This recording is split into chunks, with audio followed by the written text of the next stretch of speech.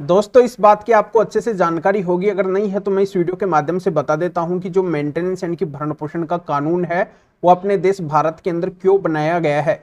वो इस वजह से बनाया गया है कि जो पीड़ित और लाचार महिलाएं होती है, पत्नियां होती है, जिनका भरण पोषण मेंटेनेंस उनके पति नहीं करते हैं, उनको भरण पोषण की राशि नहीं देते हैं, उनका पेट नहीं भरते हैं, उनको जीवन यापन करने के लिए कुछ भी नहीं देते हैं और उनको मेंटेनेंस की जरूरत है, भरण पोषण की राशि की जरूरत है, उनको जीवन यापन करने के लिए अपने पति के ऊपर डिपेंड होना पड़ रहा है और उनके पति ही उनका एकमात्र सहारा है उनके जीवन यापन करने के लिए।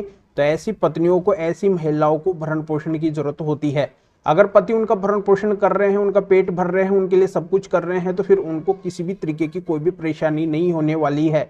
अगर पति उनके लिए कुछ भी नहीं कर रहे हैं तब उनको पैसे की नीड होती है, भरण पोषण की राशि की जरूरत होती है और ऐसी स्थिति में अगर पति उनको भरण पोषण की राशि नहीं देते हैं तब उनके द्वारा भरण पोषण यानी कि मेंटेनेंस का केस किया जा सकता है, कानून का दरवाजा खटखटाया जा सकता है, यानी कि कोर्ट के अंदर जाया जा सकता है और कोर्ट के माध्यम से ऑर्डर करवा के और पति के ऊपर मेंटेनेंस की राशि लगवाई जा सकती है, जिससे पति फिर मजबूर होके कानून के डर से मेंटेनेंस की राशि देंगे, भरण पोषण की राशि उनको देनी ही पड़ेगी। ये कानूनी अधिकार होता है महिलाओं यानी कि पत्नियों का, जिनको भरण पोषण की राशि की जरूरत होती है।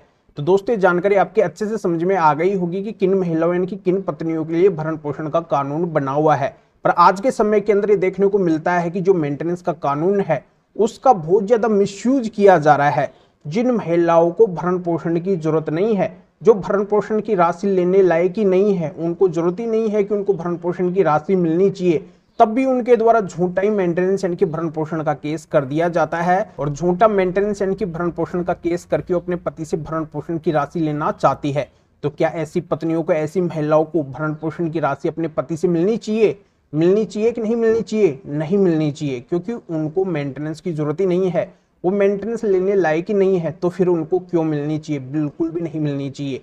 तो आज मैं इस वीडियो के माध्यम से उन तमाम पतियों को जागरूक करना चाहता हूं, उनको लीगल अवेयर करना चाहता हूं कि आपका कर्तव्य किन पत्नियों को भरण पोषण की राशि देने का बनता है और किन पत्नियों को नहीं बनता है। तो अंत तक आप मेरे साथ में बने रहिए, पूरी जानकारी मैं आपको अच्छे से समझा दूंगा।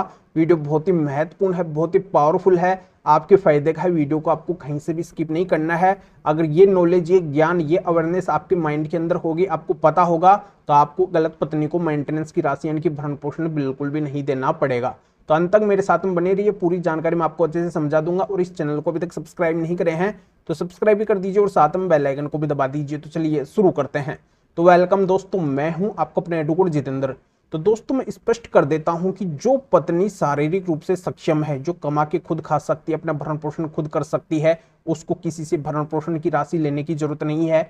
वो पढ़ी लिखी है, वेल एजुकेटेड है, हाईली क्वालिफाइड है, वो आराम से जॉब लग सकती हो, अच्छा खासा कमा के खा सकती है, उसको भरण पोषण की राशि लेने की जरूरत नहीं पड़ेगी, खुद जॉब लग जाएगी। या फिर वो ऑलरेडी जॉब कर रही है, खुद कमा के खा रही है, पर अपने पति से भरण पोषण की राशि लेने के लिए अपनी जॉब को छोड़ देती है, काम करना बंद कर देती है, खुद कमा के नहीं खाती है, तो ऐसी पत्नी भी अपने पति से भरण पोषण की राशि लेने की हकदार नहीं होगी। तो जो पत्नी खुद कमा के खा रही है या फिर कमा के खा सकती है, तो ऐसी पत्नी बिल्कुल भी अपने पति से भरण पोषण की राशि नहीं ले सकती है, ये उसका कानूनी अधिकार नहीं होता है।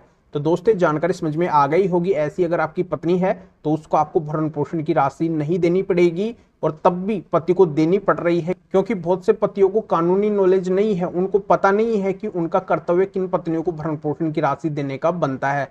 तो आपको क्या करना है, पत्नी ने जो भी भरण पोषण का केस कर रखा है उसके अंदर ऐसी आपकी पत्नी है तो आपको इस रिलेटेड एविडेंस वहां पे लगाने हैं। और एविडेंस भी अगर आपके पास में नहीं है तो भी कोई डरने की बात नहीं है, क्योंकि आजकल दोनों को इनकम एफिडेविट देना पड़ता है मेंटेनेंस केस के अंदर। तो उसके अंदर पत्नी को अपनी एजुकेशन, क्वालिफिकेशन, जॉब के बारे में, उसकी अर्निंग के बारे में सब कुछ उसको बताना पड़ेगा। अगर आपको उसकी हकीकत का पता है और वो बात अगर कोर्ट से छिपाती है, इनकम एफिडेविट के अंदर शो नहीं करती है, तो आप उसके ऊपर कोर्ट के अंदर पर्जरी का केस भी फाइल कर सकते हैं कि झूठा एफिडेविट कोर्ट के अंदर दे रही है, और झूठा एफिडेविट कोर्ट के अंदर देने पे उसको एक भारी भरकम पनिशमेंट से गुजरना पड़ सकता है, उसको जेल तक हो सकती है और पूरा मेंटेनेंस केस उसका पूरी तरह से खारिज हो सकता है। कभी भी फिर वो दोबारा मेंटेनेंस का केस कर भी नहीं सकती है, ऐसी भयंकर पनिशमेंट उसको मिल सकती है। तो दोस्तों डरने और घबराने की बिल्कुल भी जरूरत नहीं है।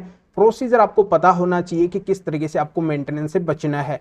पर बहुत से पतियों का अब ये सवाल आएगा कि सर आप तो ये आसान शब्दों के अंदर बातें बता रहे हैं, पर कोर्ट हमारी बात बिल्कुल भी नहीं सुनती है। पत्नी पढ़ी लिखी है, जॉब कर रही है, वो खुद कमा के खा रही है, फिर बिना किसी कारण के अलग रह रही है, तब भी कोर्ट हमारी बात न सुनते हुए पत्नी का भरण पोषण बना रही है, हमारे ऊपर मेंटेनेंस लगा रही है, तो फिर हम क्या करें। तो दोस्तों इसका एक और सोल्यूशन है जो बहुत ही पावरफुल सोल्यूशन है। ये काम अगर आप कर लेंगे तो आपको बिल्कुल भी भरण पोषण की राशि नहीं देनी पड़ेगी।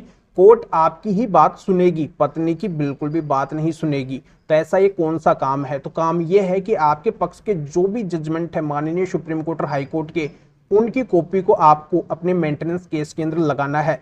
इन जजमेंट्स को लगाने से होता यह है कि उस कोर्ट के ऊपर एक प्रेशर बन जाता है, दबाव बन जाता है, क्योंकि ये जजमेंट ऑलरेडी पति पक्ष में आए हुए हैं, पति के ऊपर मेंटेनेंस यानी कि भरण पोषण की राशि नहीं लगी है इन जजमेंट्स में। तो ऐसे जजमेंट जब आप अपने केस के अंदर लगाएंगे तो कोर्ट मजबूर होकर इन जजमेंट के आधार पे आपके पक्ष के अंदर, आपके केस के अंदर डिसीजन देगी। ये बिल्कुल सत्य बात है। तो आप अगर अपनी हमेशा की परेशानी को मिटाना चाहते हैं, गलत पत्नी को एक भी रुपया आप मेंटेनेंस की राशि का नहीं देना चाहते हैं, तो जो भी मेंटेनेंस का केस आपके ऊपर हो रखा है, चाहे वो कोई सा भी मेंटेनेंस का केस क्यों ना हो, उसके अंदर आपको अपने पक्ष के माननीय सुप्रीम कोर्ट और हाई कोर्ट के जजमेंट्स जरूर लगाने हैं। इनसे रिलेटेड मेरे पास में माननीय सुप्रीम कोर्ट और हाई कोर्ट के बहुत ही महत्वपूर्ण टॉप सेलेक्ट किए हुए जजमेंट्स हैं। इन जजमेंट्स को जैसे ही आप अपने मेंटेनेंस के केस के अंदर लगाएंगे तो मेंटेनेंस केस पूरी तरह से खारिज हो सकता है। आपको एक भी रुपया मेंटेनेंस का ना देना पड़े, ऐसा आपका ऑर्डर हो सकता है। तो आप अगर पत्नी को मेंटेनेंस देने से बचना चाहते हैं तो अपने केस में इन जजमेंट्स का सारा जरूर से जरूर लीजिए, इन जजमेंट्स को जरूर से जरूर लगाइए। इन जजमेंट्स को जो भी पति आज तक अपने मेंटेनेंस के केस के अंदर लगाए हैं तो उनको अपनी पत्नी को मेंटेनेंस नहीं देना पड़ा है। पर इन जजमेंट के बारे में हर किसी पति को पता नहीं है, हर कोई ये बात बताता भी नहीं है। मुझे तो प्रैक्टिकली पता है कैसे आपको फायदा मिलता है। तो कैसे आपको फायदा लेना है, इन जजमेंट की सहायता से फायदा लेना है। तो सभी मेंटेनेंस केसों से रिलेटेड मेरे पास में माननीय सुप्रीम कोर्ट और हाई कोर्ट के बहुत ही महत्वपूर्ण टॉप सेलेक्ट किए हुए 10 जजमेंट है। तो इन सभी 10 जजमेंट की पीडीएफ कॉपी अगर आप मेरे से लेना चाहते हैं तो इस वीडियो को डिस्क्रिप्शन में जाइए, या फिर जो स्क्रीन के ऊपर व्हाट्सअप नंबर सो रहे हैं तो इस व्हाट्सअप नंबर के ऊपर भी आप व्हाट्सअप पे मैसेज कर सकते हैं। आप बता सकते हैं कि आपको मेंटेनेंस से बचने के 10 जजमेंट की पीडीएफ कॉपी चाहिए, तो मेरा असिस्टेंट आपको व्हाट्सअप रिप्लाई देगा, आपको प्रोसीजर बताएगा और आपके व्हाट्सअप पे ही इन जजमेंट की पीडीएफ कॉपी भेज देगा। तो इनको आप निकलवा के अपने मेंटेनेंस केस के अंदर लगा के इस तरीके से फायदा उठा सकते हैं।